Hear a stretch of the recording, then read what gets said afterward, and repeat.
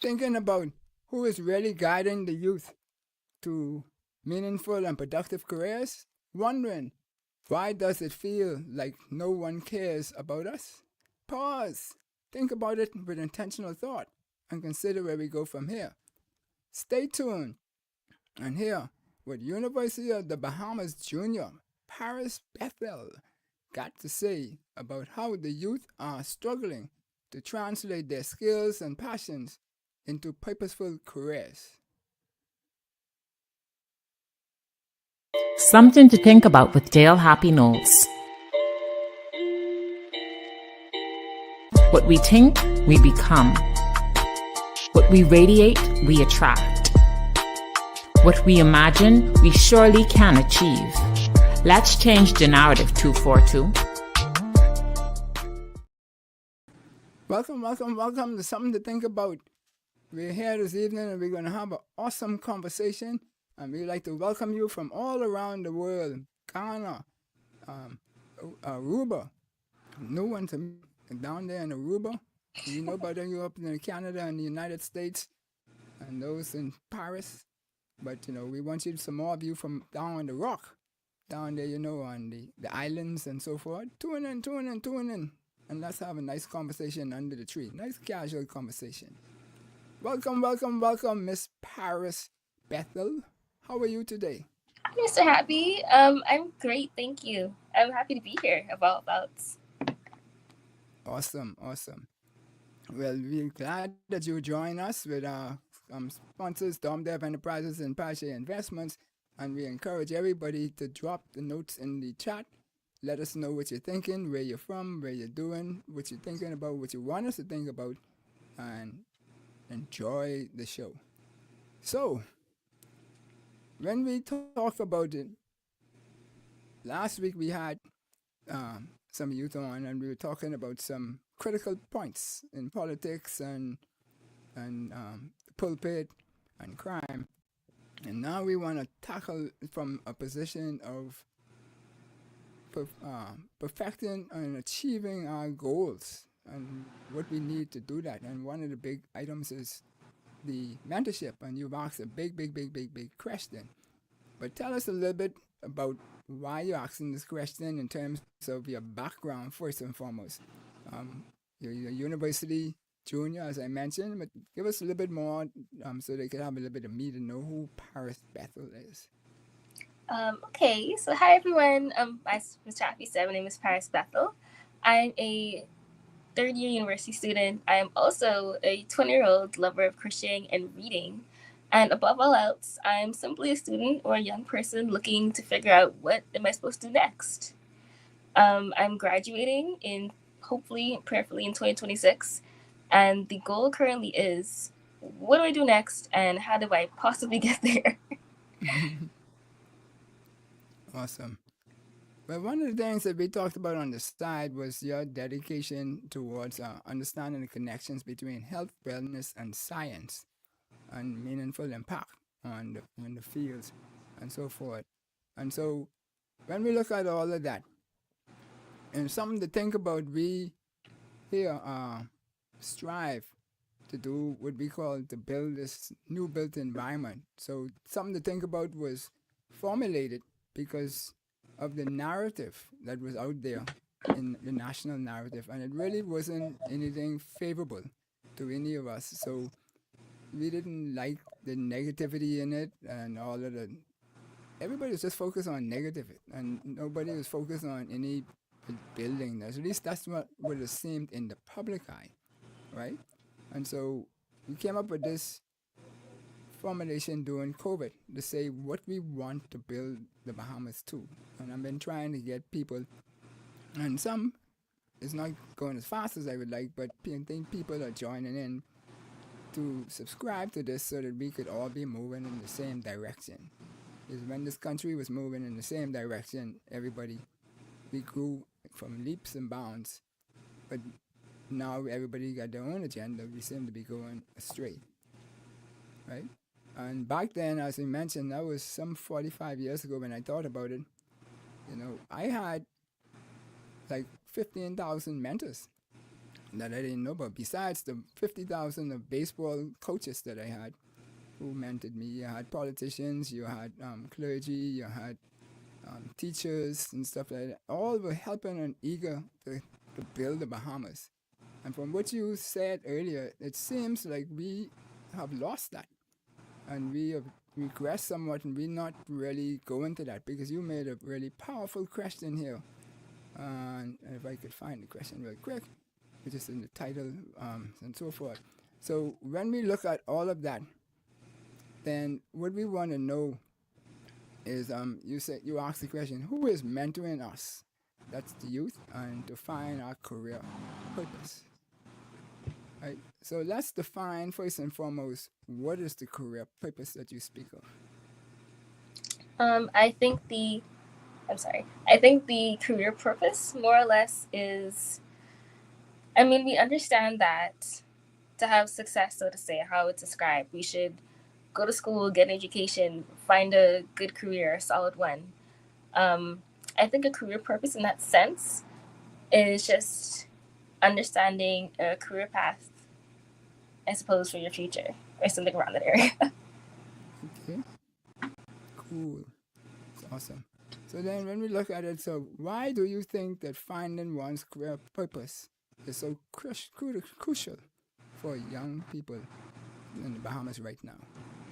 That it's crucial because career purpose is so crucial for youth in the Bahamas.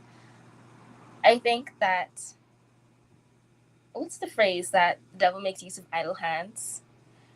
And I think that if so many people are, especially we hear people talking about how the Bahamas needs to move in an upward direction and how we need to look to modernization. But how are we supposed to modernize if there are no spaces to modernize? Or how do we allow youth to grow in these fields or grow the nation in these fields if we can't find these fields in the first place? So I think that's one of the most important parts of having a career purpose. Okay. So, and then assuming by mentorship, you mean beyond the framework of University of Bahamas' machinery. Yes. What does it enable the youth to achieve mentorship? What will it enable you ultimately achieve? That's a good question. I think I want to say self-discovery more so. More than exploring a career. I think that someone like me in my 20s, your 20s are a crucial point of your life where discovering yourself and who you want to be. And I'm only just starting. Most definitely. So I'm thinking that mentorship would enable people my age to find themselves and find who they want to be in this life. Most definitely, yes.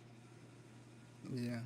I read something the other day, I think today is Tuesday, that would have been about Saturday, that said, and then somebody said it on the radio, I think, on a radio show, that the most informative years is between 21 and 28 in terms of where you formulate your final identity kind of thing. So it's interesting. That's and powerful. At the beginning of that process, right? Not even 21 yet. Yeah. Goodness. Cool. Well, I'm 21 too. You can't see? No. You're still young. You got that. Yeah. Cool. In my brain, that's about it.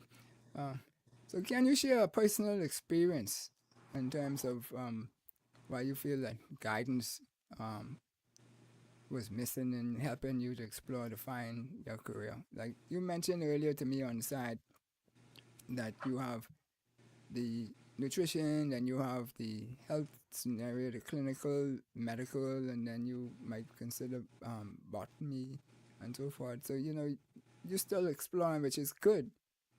Because we shouldn't just be stuck. For me, I was a little different because I just wanted to play baseball. I mean, that was different, but I wasn't paying attention to anything else, really. But to help you figure out which one of these and where you would fit your niche when you finish with all your studies and where you could make a living for yourself and provide for your families, support, etc. Hmm. I think, let me preface this. My mom, this is the end of the semester, your credits are coming in, you're counting down to graduation at this point. My mom sat me down one day with me and my sister, and she said, "You know, you're graduating. You should be preparing to graduate in a year or so, right?" And she's talking to me about finding master's programs, finding different things, because at some point she's about to retire and leave me high and dry. Mm. I think at some point it clicked in where I realized I need to find something and find something fast.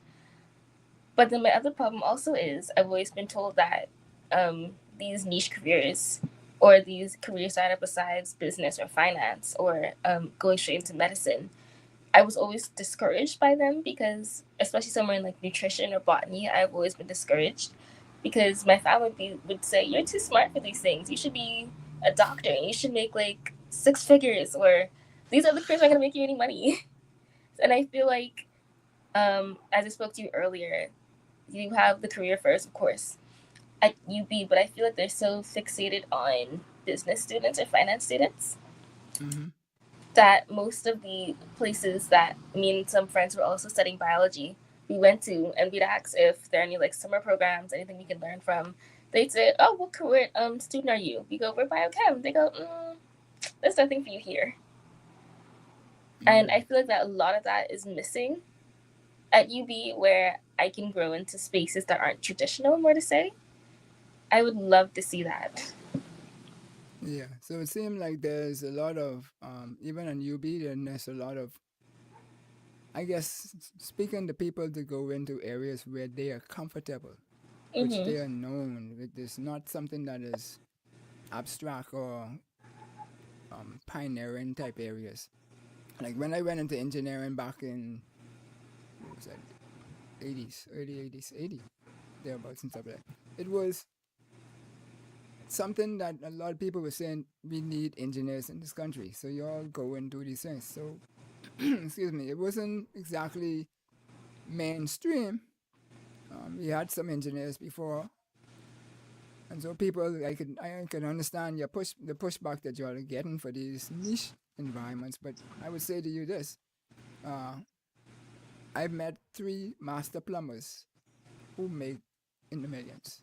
So, Oh and wow. nobody really wants to do plumbing, right? So, it, I think it's the passion and your drive that makes you determine what it is that you're gonna make, not necessarily the job that you do or the discipline that you're actually in.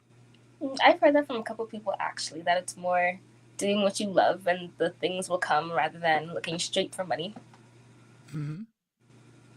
Yeah. And that was a question the other day in a chat that I was in, and somebody was saying that um, creating a customer and keeping the customer is not the main reason for business, um, which is what some persons, a lot of people around the world who drive businesses follow. But it's just it's our attitude and our training and our background why we have these views. Right? When I went to school, it was go to school, get a good job, and then work 40, 50 years and retire. Well, in the middle of that process, that worked for my parents, the generation, but for my generation, it didn't really. Um, Yeah. so retire, but people retire with nothing. Insurance is 3 times as much as what you were paying when you were working, and then they cut the insurance off, so you don't have the money to do medical insurance. That is, and now with y'all, it'll probably be something even more different going forward. Ooh. So, what role do you believe mentors should play in helping the youth identify the unique skills and passions that align with your purpose? I think mentors, Mm-hmm. I wouldn't say hold my hand, but sometimes I need someone to hold my hand and say, "This is what you need to Fair enough. do. Mm-hmm. This is how it all makes sense. This is what you can do and how to get there," you know? Or Yeah. maybe was Well, that how it was like back in the day? I don't say back in the day, but well, for me, it was people who would already have walked a certain walk, right? And you were following them and asking them questions about how was this and how was that. And so you got a feel for what to expect.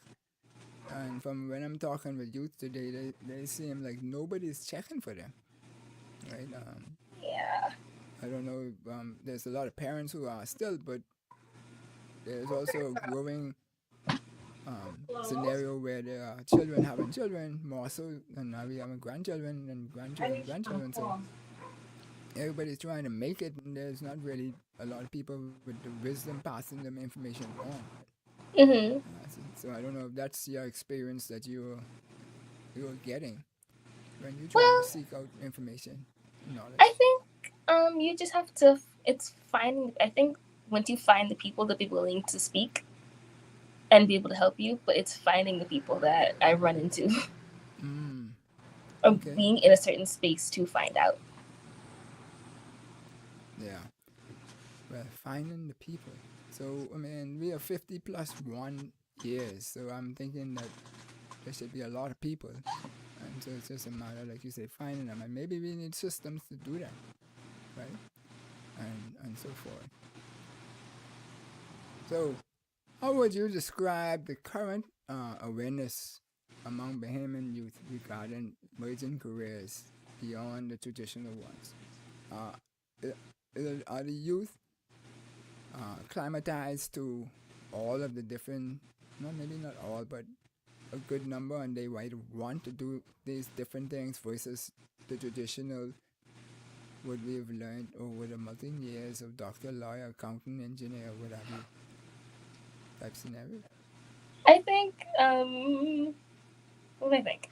I think that I know these exist. I just don't know they exist. And what do I mean by this? Um, I mean that I don't think that we see the smaller pockets of these careers. Okay. That's just saying that we know you can be an engineer, but if there are different segments in engineering, Mm-hmm. that's what we don't know. I think that especially in Bahamas where we're growing, we're becoming a new nation. What to say? Dr. Nicolette Bethell, my sociology teacher, she was saying that the Bahamas is mostly made of younger people. And I think it's my opinion that we don't, it's not that the things aren't here, is that we just don't know what the things are. Mm. So to answer that, no, I don't think Bahamians are fully aware of the new careers that are coming about. So walk me through a guidance session at either high school or in university. What is the current mindset, or when you were finishing up in your high school? What were some of the type of things that counselors would say to you, guidance counselors? And they still call them that, right? Yeah, I think so. It's been a minute. But I think my counselors are, I think they're more so fixated on getting you to college, not getting you to a Mm. career, just getting you to college. Just out the door is no longer their problem. Um, I don't think I had a career based thought when I was graduating high school. My whole Mm-hmm. thought process was get to college, figure it out then. And that's still my thought process 3 years later, Mm. which I'm aiming to fix hopefully before I graduate, but we'll see however this ends. Does UB or the clubs, whether they are Rotary or whoever, do any of those have what I call like my job talks and stuff like that for the students, so they could be aware Can, of what is out there? can you repeat the last part? I missed that. No, I'm saying does the civic groups like Rotary and Zonter and Gowanus and so forth, do they come in and have talks with the students at UB so that I they could be believe aware as to what is needed in the community and maybe what might be out there also otherwise? I believe so. I'm not 100% sure, but I Mm-hmm. am aware of UB's career counseling services. I visited with them a couple times. Okay. That they're willing to say what's needed and how to help you in that sense. All right. So, what can the older generations do to create more opportunities for this mentorship, so that you will be exposed to what you need to be exposed to?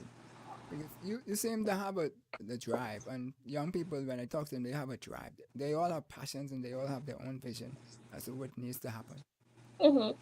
And but I think there's a disconnect in trying to help young people get to be equipped to achieve their vision. So Yeah, I believe what do so you as need well. from us old people to do so that y'all could do that better? I think most definitely I need somebody else to talk. I just straight out say, this is what I did. This is what I did with all the lovely years of my life. Mm-hmm. Um, just tell your stories. I think so many people have such beautiful stories of their lives, and I would love just to hear about it more. I was Mm-hmm. volunteering with the Girl Guides for some community service hours, and one of the ladies Mm-hmm. there, when someone in leadership was talking about being a food scientist, and that always scratched an itch in my brain since I was in high Mm-hmm. school of what that is, and is it available in the Bahamas for me to actually pursue. I unfortunately didn't get a chance to talk to her about it afterwards, but I think if that one little mention of her career was enough to spark my interest in it, then I Mm-hmm. think the people in my church or my teachers or even lovely strangers I do podcasts with, you can just say what you do or this is what I did. I think that'd be great. Mm-hmm. Yeah, well, there's opportunity there for sure. There's plenty. I mean, we've had 140 shows and maybe 135 guests. So just those alone, you could tap into and pick their brains. So you could work that out. So you've expressed the passion for science, and then you have nutrition, botany, and pediatrics possibly. What drives your pursuit for the best in these fields? Why these fields? That's a great question, actually. um, these are all like Okay. very, very different fields. So folks, whilst we wait for Miss Paris to come back, okay, she's back. Good. Oh, I left? Oh, no. I Yeah, was yeah. saying these are all very different fields, but let's start off with my favorite color is green. We have an odd obsession with it. I have no idea where this came from, but it's here. I love nature. I love to look at plants. I have dozens of pictures of flowers. I have a couple dried flowers I like to collect on the side of my wall that you can't see. Um, I just have a passion for plants. I'm not sure where it came Mm-hmm. from, but I love Mm-hmm. them. I love their science. I love how they exist. I think that's connected me to foods science in a way. I think that's where my nutrition comes from. Mm-hmm. Um, nutrition and pediatrics. Nutrition, I took FCS and food nutrition all through high school, all 6 years. I loved it. I loved the classroom environment. I loved the learning. I loved understanding how my food can affect me, what I eat every day. It's even down to like eating McDonald's or Wendy's or Mm-hmm. making it at home. Even that can make so much of a difference in your health. And I love that so much. I love seeing how what you do affects your body. So I think pediatrics, I loved, well, not loved. My mom has a story. I was born, I think, 2 or 3 months early. So I was like this with my pediatrician since I was a little girl. Mm-hmm. And I think she was always said that I wanted to be like that when I grew up. But we see the maybe at pediatrics because I've come to realize medicine is no joke. I may be the Mm-hmm. joke. It just seems not difficult, but I know that either I commit, I go the whole way, or I figure out something else. And I'm not quite sure if I'm ready to commit to 10 years in school, I think. Mm-hmm. Well, it could Yeah, be more. so exactly. It could be more. I don't know if master's might be the end for me, or maybe a PhD somewhere along the lines. Mm-hmm. But we'd have to definitely see the pediatrician thing. But definitely nutrition and botany. Botany might be a lovely hobby I do later in life. Mm-hmm. But we'll see. Yeah. Yep. Well, I sent you a video, and the name is slipping me right now, but this young lady was nurse. She trained to be a nurse, and then she went into being a cancer nurse, and she worked with people for like 16 years or something like that. Then she went back to school, and it was like another 11 years to specialize in what she specialized. Once she became the doctor, becoming a doctor and then specializing. And so I could see what you're saying. That's a commitment by Mm-hmm. itself. But then maybe That that's why they get paid so much. I don't know. yeah, but the time has to have you the time. I know the Yeah, time I will pass understand. anyway, but it's how you pass that time. And I'm really thinking Yeah, about it. yeah. But you also know that, uh, be mindful that whatever you're doing that is your passion, I wouldn't say come easy, but it's gonna be simple to you in terms of the dynamics of which you have to navigate, right? Um, Mm-hmm. things that we think are hard, they're the ones that we really, that's not what we may necessarily been put on this earth to do, right?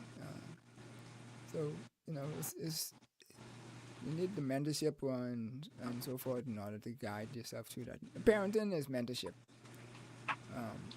but there's has to be beyond parenting because parents will normally protect you and they want to keep you away from doing things that they feel is going to harm you or you're not going to get the best return for and stuff like that. But that might not be your passion, right?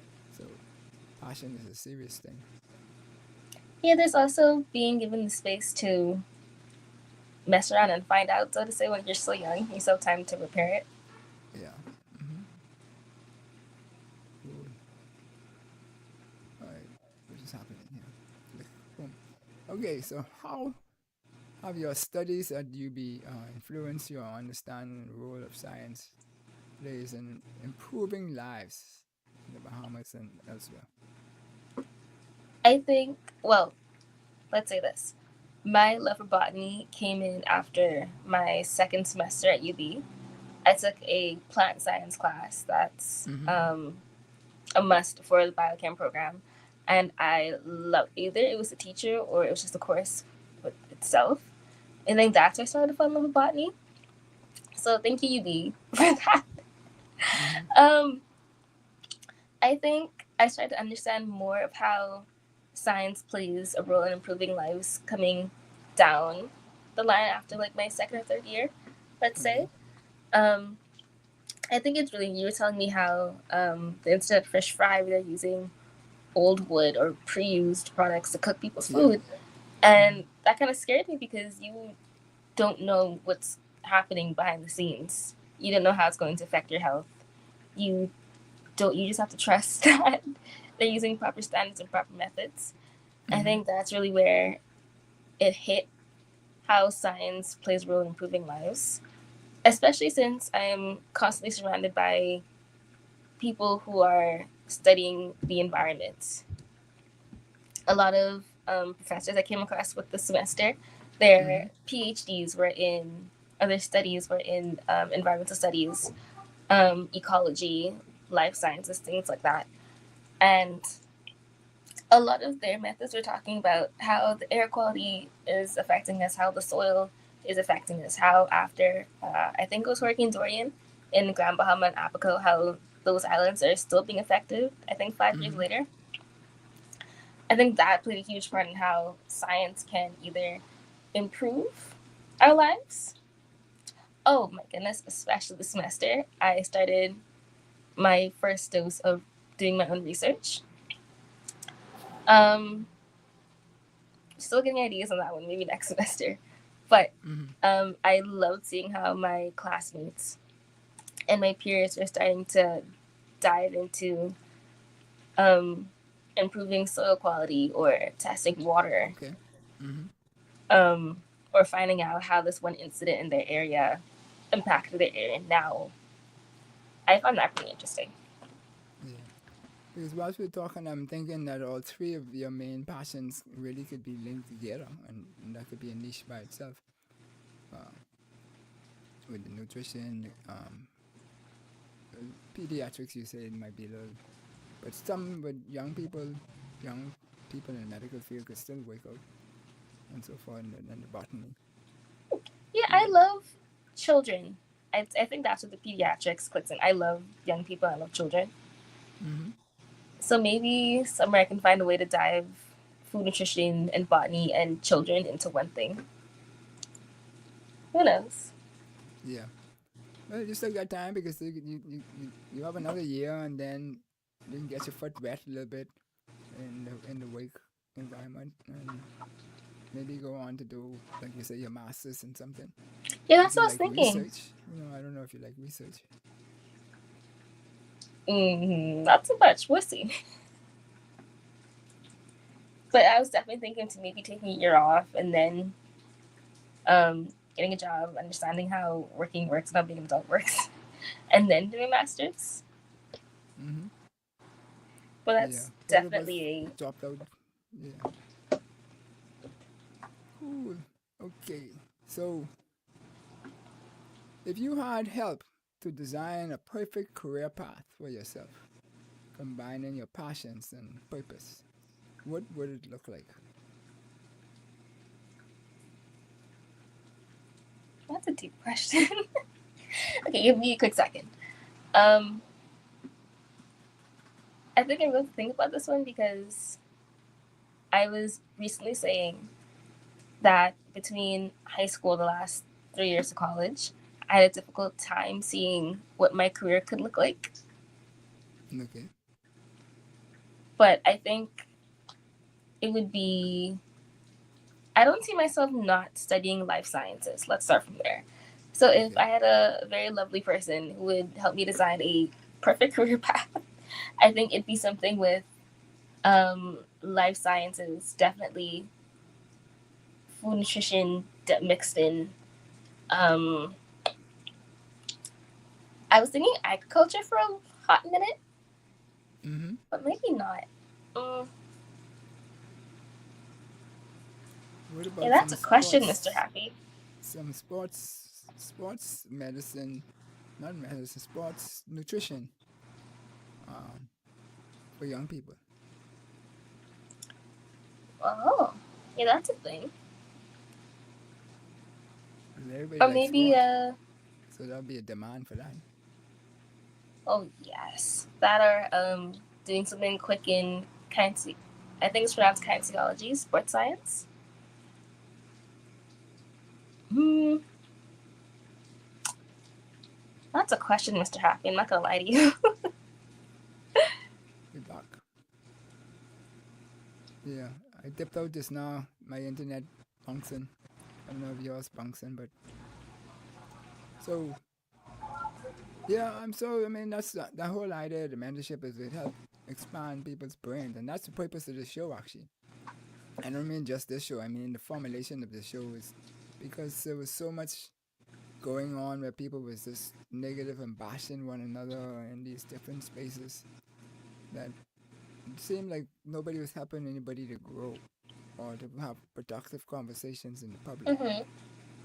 And so we said that we were gonna tackle this and get some some ideas in terms of the other thing is people didn't know who what were Bahamians. Everything was changing so fast, and what we knew as Bahamians when I was growing up and what people were doing in the early 2000s, and now it's another uh, vibe again. So at some point we need to redefine what is a Bahamian or what Bahamians like or what is their culture and things like that. And it should be changing. The culture should change, but if it doesn't, if people don't know what it is, then that's a problem. We just doing it and don't know why we're doing it. Yes, I love that question. What is a Bahamian? Because the semester is basically focused on the fact that we made this up, or someone invented the idea of the Bahamian nation. And I Mm-hmm. think every now and then people mix up Bahamian with dark skin and African roots and Right. works outside and works hard. But I think that really it needs to be changed just to allow growth with young people who don't see themselves as that one specific description. you know, or the very religious, very patriarchal idea of Bahamians that are kind of imposed on people my age. I think not my problem, I think where I outlined on that one was that I have the privilege of being educated. I have the privilege of understanding that I don't have to identify or that things can change with the normal standards. Mm-hmm. I think I'm very lucky for that one, that I'm very grateful for. But finding my way into who I am and who I want to be is the problem I come across. Cool. Well, I mean, that's key too, right? Because, I mean, more people should have access to the education too. And so that system needs to raise the standard somewhat so that more people who come out of the system have an opportunity to advance on to higher learning. And not that only higher learning people can be successful, because I have a number of family members who are highly successful and they didn't even finish high school. Mm-hmm. But I think it's a mixture of all kind of things that goes into the pot. But mentorship is a big one, right? Learning from somebody who knew what to do or how to make it work is key.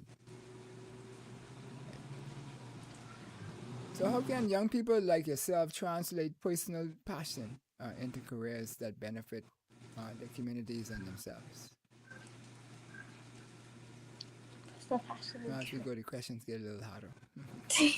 I see. That last question. I'm a creative person. I love fiber arts. I love crocheting. I love embroidery. I was sewing at some point in life. I put that down real fast. I'm not quite sure how my love for personal space and fiber arts would translate into career. Maybe if I was more imposed to being an artsy kind of person, I want to go into Korean arts. Mm-hmm. Maybe, but I'm not quite sure of that one actually. Yeah. So let me see. This question came in, but let me see if I can ask it slightly different. For your passions and all the passions of the persons out there in your generation, if people were able to engage in their passion, how do you think that would change the dynamic of the perspective of young people and their contribution and their productivity in society? Because from what I'm hearing from a lot of people is that they're doing things, but it's not in their passion. They just working because they need to get paid, but it's not really what they want to be doing. So will the production increase if they're doing it in their passion? If it does that, is that how the young people feel? That they would. What would they feel if they were doing their passion? What they think would be their results? I think a lot of people my age are worried about not being happy with their life, not being fulfilled. Okay. Because I think I'm a little bit scared of growing up and absolutely hating what I do or doing all this to just not like it at all. I think if we were given the space to allow our passion to mix into careers, that it'd make a lot more. I'm trying to find another word for happy. We'd have a lot more. Happy is the key. Happy is the key. Yeah, Joyful, happy, peaceful. Yes, happy, joyful, peaceful individuals or adults, so to say. I think I don't want to mix the two together, but I feel like I see a lot of I want to say aggressive, but I don't know there's a better word to say for that. Just displeased older persons, and I feel like internet today. So, folks, you're watching something to think about with Dale Happy Knows. Do ask your questions. Let us know what you're thinking and what you would like this young lady to answer. Back? Yeah, am I back? Yeah, you're back. Gotcha. Hello. I was saying that I feel like if we were allowed to intertwine our personal passions into careers, I think we'd have a lot more creative, a lot more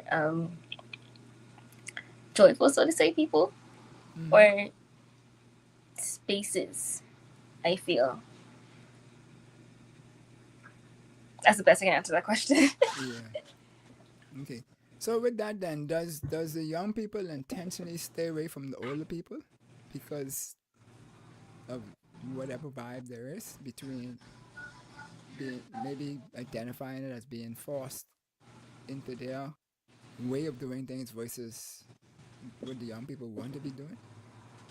Is that a Well, mindset?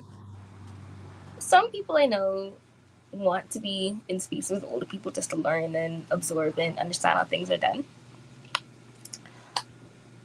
But I think the other half of that spectrum is wanting to just be nowhere near, just not taking in miserable aspects Mm-hmm. of older persons. I'm not quite sure why, and I can't speak to why that is. Mm-hmm. But I know it's either wanting to be in spaces or wanting to be as far away from that as possible. Mm. With me, I think I'm like straight in the middle. I wouldn't mind as long as the environment is positive or that allows for my growth.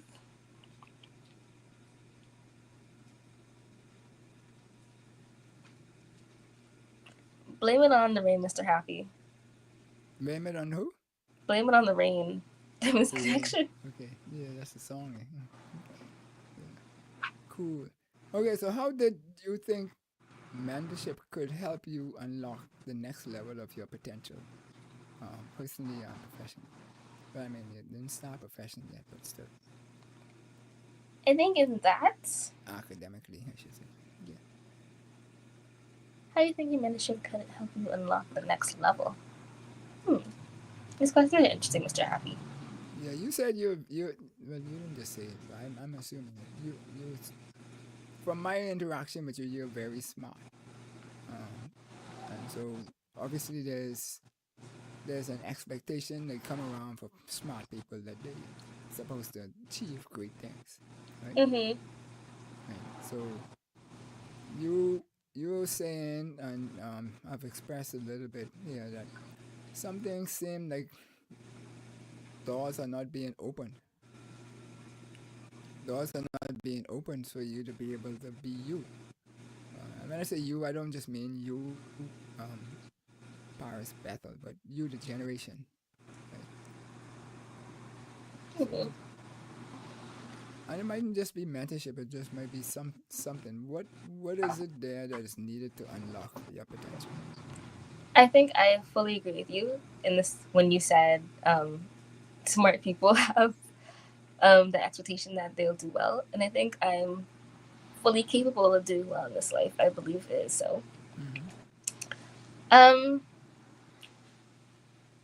To get me to where I want to be, I think it's, I don't sound cliche, but I think it's just a matter of time. Maybe just learning and growing where these places are, being able to understand how to get there. Mm-hmm. Maybe it'll take another year off before I go into maybe a master's program. Maybe it'll mean finding someone along the way to in a field that I'm interested in Mm-hmm. and just being underneath them. Or maybe it just means coming out of my program, trying something new. You know? Mm-hmm. Just trying different things until I get there. Yeah. But you know, I Especially, always say, if you go in from say fusion, and you want to get excuse me, and you want to get to the airport, you could go the airport road, you go Glasson Road, or you could go Bahama Way, or you could go out east and then come back to the airport around the way. So it's a either way, matter you gotta of get there. you're gonna get there, but it's a matter of how efficiently you get there. And I think that's what mentorship helps people do is efficiently learn their way so that they could maximize their potential, for lack of a better term. I think young people are so quick to just get from point A to point B in the least amount of time possible. But I think I might be the outlier because I know fully and well that no matter which way I get there, even if I go Carmichael, if I go through JFK, if I go through the East-West Highway, I'm gonna get there. Mm-hmm, mm-hmm. So it's Well, just a that's matter good. of time. That's good to know. Yeah. Because sometimes I wonder. I know I wasn't patient, but because I just wanted to go play baseball in the major leagues right away. But I figured everything else was a waste of my time. Hmm. So never got there. So I felt a lot of that was wasted. But you find your niche and then you become very successful at it. Let me pick your brain, Mr. Happy, for a second. Is Go that ahead. okay? Mm-hmm. How'd you get from baseball to engineering? Because if I could convince myself that I could make money from crocheting, I would. Trust me. Mm-hmm. But how'd you do that? Well, when sometimes when doors close, then you focus on things that also made you happy. I was great at math. I didn't have to even do anything to do math. That was second nature to me. Um, Everything else was not, right? So I had to struggle through everything else, all my other subjects. And persons who mentored me said, well, because you're so good with math and because I used to, whatever was in the house, math and physics, whatever was in the house that was electronic that could move, I had a curiosity to take it apart and put it back together to see how it worked. And a lot of times, my mom didn't even know I took it apart. But sometimes I didn't get it to put it back working, so then you knew, and then you felt. But You were just that good. sorry, You were just that good. I don't know, no. But I'm just saying that sometimes you can't get it done. But because of all of that, people steered me to do electrical engineering because they said that that fit my general mindset, um, and so forth. And in baseball, you really have to be systematic in what you do in order to play the game. And the game is a true team sport, even though it looks very slow. There's a Mm-hmm. lot of chess games going on in it, and then there's a lot of hard skills in it that you have to do, and everybody has to do it. And so you learn a lot about life by playing that sport. And so then it clicked with me when I did go to university and I had some injuries and didn't really meet the mark what I needed to meet to be on the field. I was able to sit next to one of the best coaches in college baseball. And then he taught me a lot about management. At least maybe because I tuned into him and I figured I could be sitting there, I might as well learn from somebody than just sit here and twiddle my thumbs. And that paid wonders when I came back to work because I got that internship of sorts for that year and a half that I sat on their bench. Hmm. So you just take advantage of every opportunity you get to tap into somebody's brain who is brighter than yours. Mm-hmm. And then I guess that's the first thing you have to do is to figure out to let people to know that there are people who has brains brighter than yours because a lot of people don't think that way. Right? They grew up thinking that I'm the smartest one. So, and that's the challenge. That's the goal, to be the smartest one in the room. I always say the goal is to find people who are smart, so you don't have to work hard. I mean, that was me, but I don't follow that one. I'm not one to really follow per se because I have some off the cuff philosophies, but they worked for me. Yeah, they got you through. So it can't be that bad. Some people think it is, but they felt I didn't meet my potential. I hope that answered your question. No, it did. Thank you. You're welcome. I feel like every now and then I need to pick someone's brain. Okay, we didn't ask this one.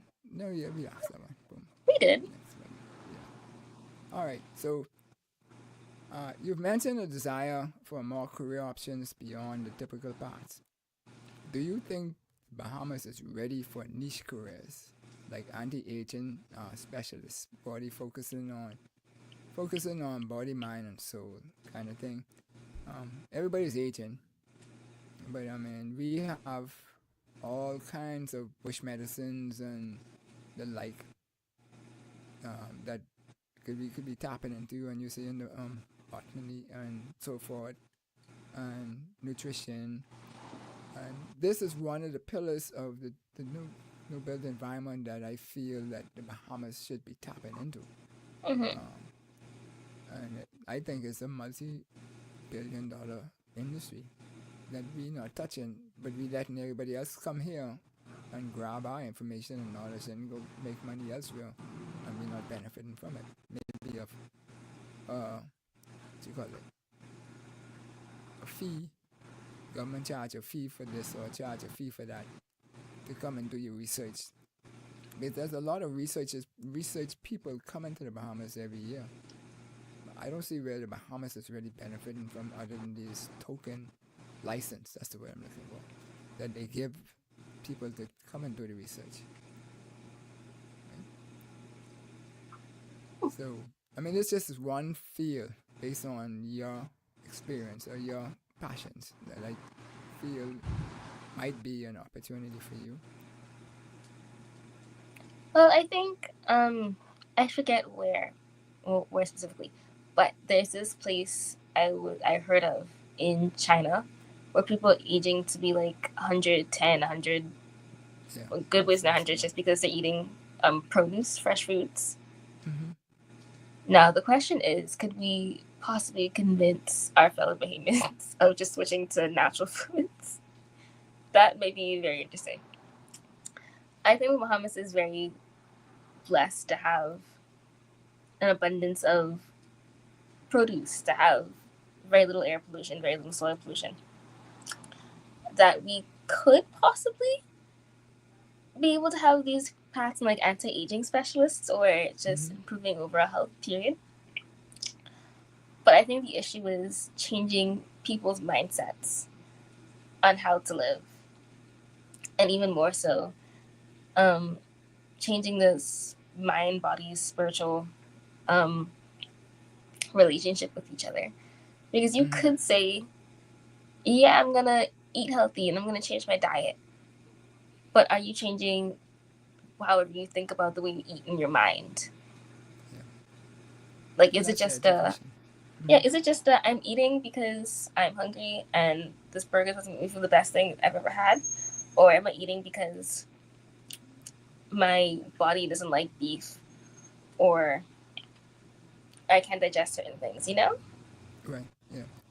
But you know, one thing my mom always used to say, you eat whatever you get to eat, right? So my attitude on that is that if we want to change the people's view as to what they should be eating, then the things that we don't want them to eat, make that heavier tax and cost more, and the ones where we want them to eat, make that lower.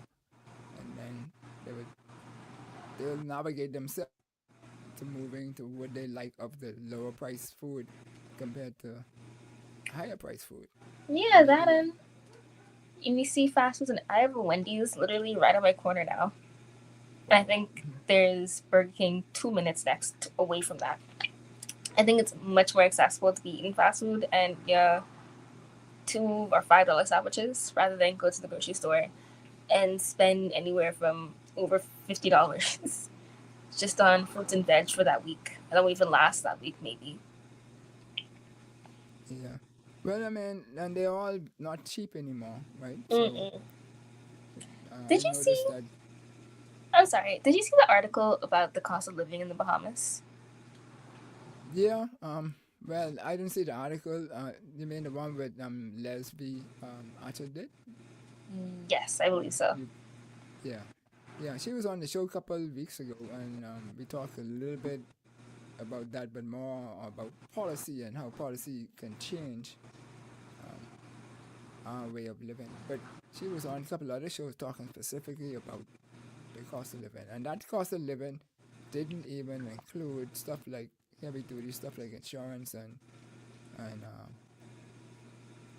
health insurance, and I believe mortgages. I think mortgages was not included in there, and it was just to identify what.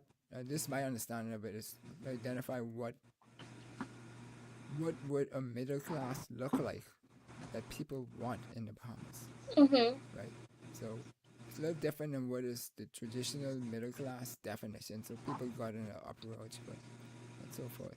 But these are the things, right? So all of these are niche that people get into, and then they tweak it towards themselves and their personality. And these are things that I'm thinking that young people like yourself should be thinking, oh, when I get to do this, I'm going to do that with it, right? Mm-hmm. And so forth. And at least that's how I was when I said I was going to do engineering. I really wanted to do sound engineering, right? I had two loves. One was baseball and another one was Bob Marley. And I worked in the summer at, we used to have a studio here called Compass Point Studio. I think the restaurant was here of recent, but that was the last of the Compass Point's structure there.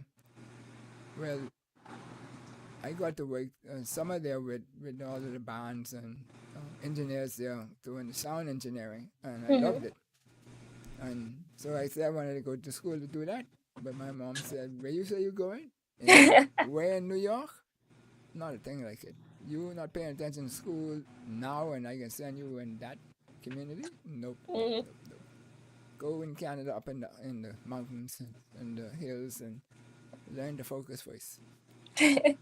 I said I could hit a 95-mile-an-hour fastball, so that it takes plenty of focus to do that. I'm just not interested in what those things are doing. So, but those are the things that we have to find out for ourselves. What we individually can do and cannot do. We can't just follow what somebody else does because it works for them, but that doesn't mean it works for us as individuals, right? You see it in sports all the time. Somebody can hit the ball 600 feet or 400 feet. The other ones can't hit it that way, but they could run 50 miles an hour faster than the other one. So you have to do a blend. And sometimes you need people to help you with that, right? So how do you envision careers in body, mind, and soul? And that's nutrition and health, mental wellness, and purpose alignment, and contributing to your future in the Bahamas. I think when we're talking about like people in general, I think that being healthy should be a priority, or that ensuring that you are sound in your body, mind, and soul is important because the way you treat yourself reflects on how you treat other people. And I want to say that I'm making sure that I'm emotionally stable, that I am mentally and physically stable, because I don't want to get later down in life where I'm maybe 40, 50 with kids, and whatever happened to me in my youth is negatively impacting my people around me, my family in the future. I think definitely that's something that's really important to me, making sure that I'm okay so that my future people, that they're okay too. I think it's really unfortunate that we don't take into account our mental health being an actual point of well-being, but rather it's just that we got to get in shape for the next season coming around. Or we got to go on our walks and we have to go eat right and whatnot. I think it's really important that we take, well, Bahamians in general, please take your health into account. And that's it. So, as we focus on this new built environment, right, which we talked about earlier, which will be an environment that will be able to sustain us from generation to generation. And that new built environment, I believe, we have $100 billion economy. We can come out of those 5 pillars, right, and so forth. So, a vision for a better Bahamas for future generations. How do you think finding your career purpose ties into building this environment? Would you just be doing your thing and it doesn't matter? Or is your purpose to build nation also in the process? Because you mentioned just now that you don't want to wait until you're 40, 50 and then decide you're going to become healthy. Well, I think that let me not talk about myself personally. I think generally, just for my generation of people, can you break down that question more, Mr. Happy? No, I'm saying that in terms of the future generations and your accomplishments in building this environment where it's going to be sustainable. Because right now we don't seem to be having a sustainable environment, right? If we continue going the way we go in, the debt's going to be so high that it's like everybody will be stressed out just trying to kill debt and not develop and expand what we're doing. We won't have enough money for it, and so forth. So, how is what you would like to do and what you all would like to do in your generation um, going to change so that we could now have a environment that is going to be sustainable? Well, I think that finding these new and modern careers, so to say, that it would really impact the environment because um, I'm not on Facebook. I glanced at Facebook recently for a research paper, and I think a lot of the commenters not upset me, but didn't scratch an itch because they were also hyper focused on saving the debt in this country, and that what the bill being focused on that I was looking at, that it wasn't gonna really impact them or impact the majority of people. So like, what was the point?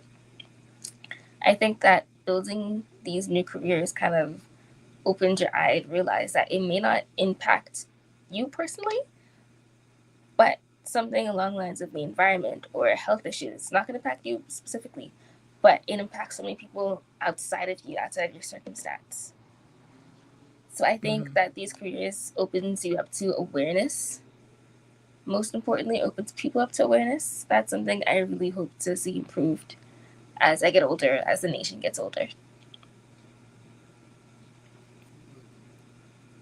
So,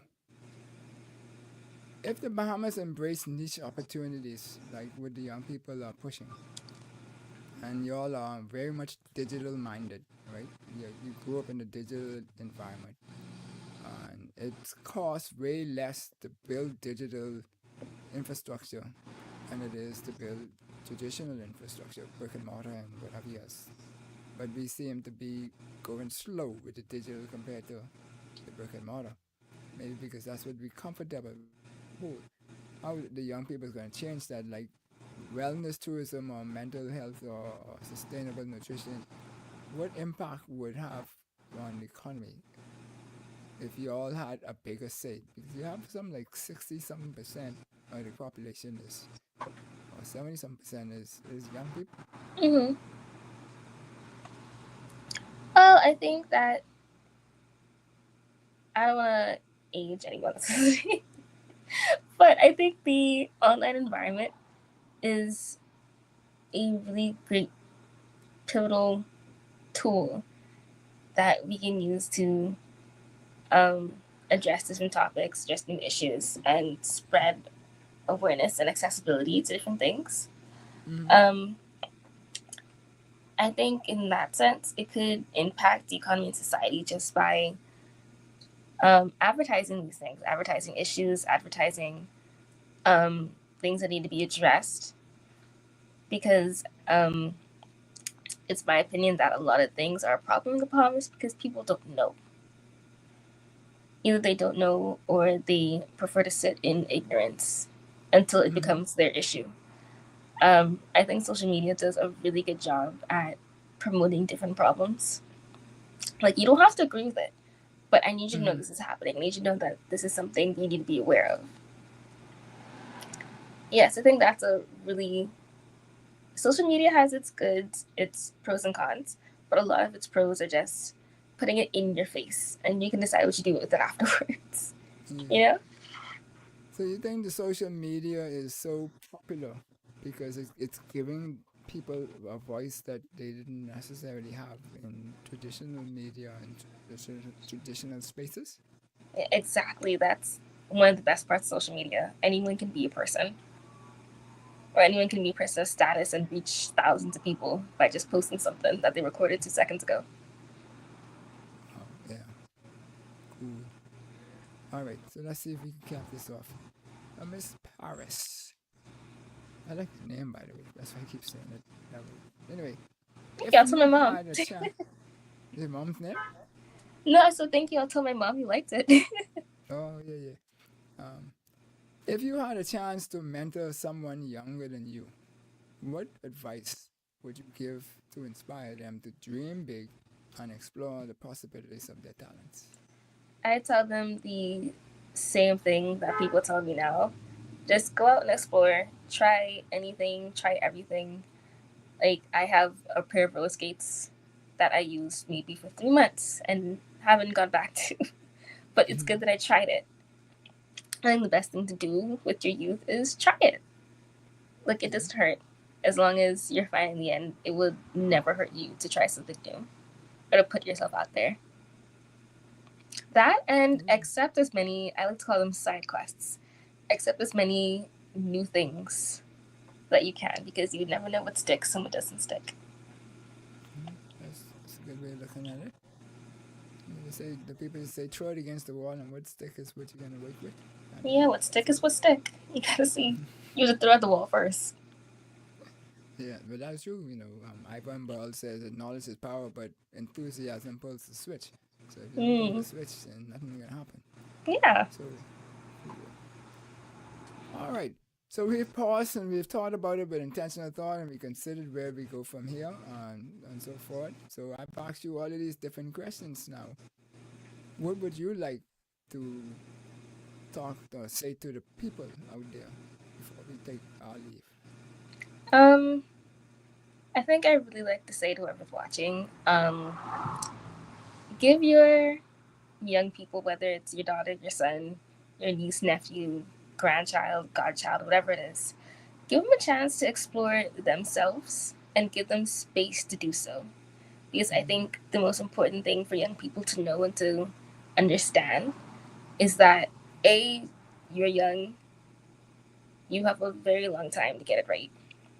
There's no sense in wanting to commit to something now when you have forever and a day. So I'd really like to say, give your young people space to understand who they are and who they want to be in this life, because it'll go a very long way in their own lives. Right. And yeah, that's it. Cool.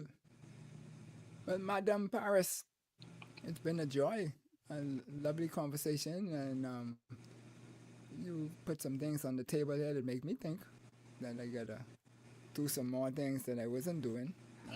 Because you always think you're doing a lot, but then you talk to people, then you realize, okay, there's so much more that you could do. And maybe I need to be a connector and put some people in place to do some things. You find themselves better, because I'm a firm believer that what they taught me in engineering 101 was that every system has to have at minimum constant feedback from its designer, its operator, its user, and the casual observers. So those four things have to happen. And if we have a youth base that is out there about 50-60% of the working force, and we're not tapping into it, then we are disadvantaging ourselves as a country. And I know when I came out of school, the Penal administration and those who were back then trying to build a country, and they encouraged people to come home, and they also encouraged people to get in certain aspects. That's how I got into telecoms, because I really wanted to wanted to go back to Compass Point to be a sound engineer kind of thing, even though I did electrical engineering in school, so forth. But and that turned out to be a very rewarding career for me, and not just what go in my pocket, but what we built, because all the social media and stuff that we're talking about now wouldn't have happened if we did not change the direction or enhance what was happening at the time in the Bahamas. One time we used to have ring down circus, used to call at a certain time to the community. Somebody used to run down the street and tell the person, okay, you're getting a call at 4 o'clock, come to the station and then speak to your party. And everybody along the way of that call, wherever that passed, could tap in and listen from a operator point of view, not the public, because the public didn't have access. At a But the station? operators, I don't know if you remember seeing the people on the screen, they pushing the cords and putting the cords out. They could listen to any call they wanted to listen to. Oh, wow. You can imagine that now. Oh, I'm so grateful for cell phones. You don't know. But no, we were very limited, and communications has grown so fast and rapidly. So, and that's a niche right there. So there could be other things that be just like that isn't known today. Not that communication wasn't known, but in the islands it wasn't as fast growing as what it was in the Bahamas. And even some of the United States people and stuff that used to come to us and say, how are you all able to do all of this? And so forth. And we can't do it. We can't figure it. So I really identify that. I'm sorry. I was saying someone had said it, but a growing nation, a nation that doesn't grow is a dead nation. Or a dead community or dead people. So I think the Bahamas has to grow somewhere, somehow, because I really love to see people who have gone off to school, really see them helping to improve the Bahamas for future generations. Yeah. Well, we have to make it happen, because it's not going to go by itself. People get comfortable in things that they like to do. And if that's the status quo. And things that are easy, maybe. Yeah, it's easy for them. So that's what they've been doing, and that's what they like. And nobody wants to get out of their comfort zone just because we need to get out of the comfort zone. There has to be some reason or something that's going to push people out of their comfort zone. Right? I always say that it's when the pain of moving becomes less than, significantly less than the pain of staying still, then we move. But until that pain don't raise like that, drop like that, then you move. You stay right there and bear the pain. So forth. But I hope this has been interesting and enjoyable for you. It was. Thank you so much, Mr. Happy, for having me. I really enjoyed the experience. You're quite welcome. And we have to bring you back in the new year with some of your friends so that we could talk about some other things. I'd love to see. On your mind. Yeah. Cool. All right. So, folks, you've been watching Something to Think About with Dale Happy Knowles, and we've had this Miss Paris Bethell, junior at the University of The Bahamas, and she's talked about some of the things that young people are experiencing and how we could move this country forward.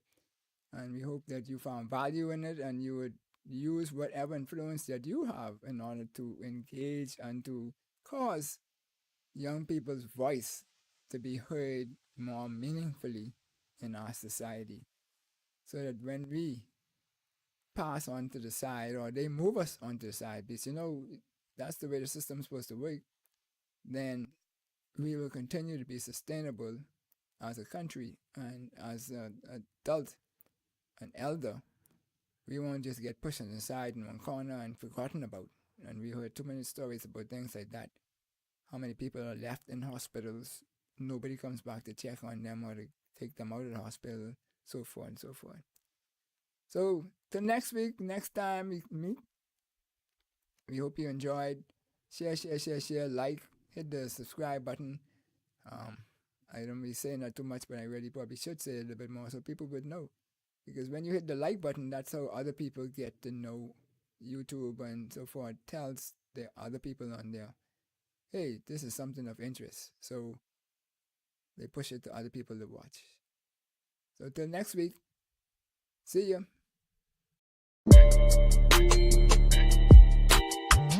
Enjoyed the show?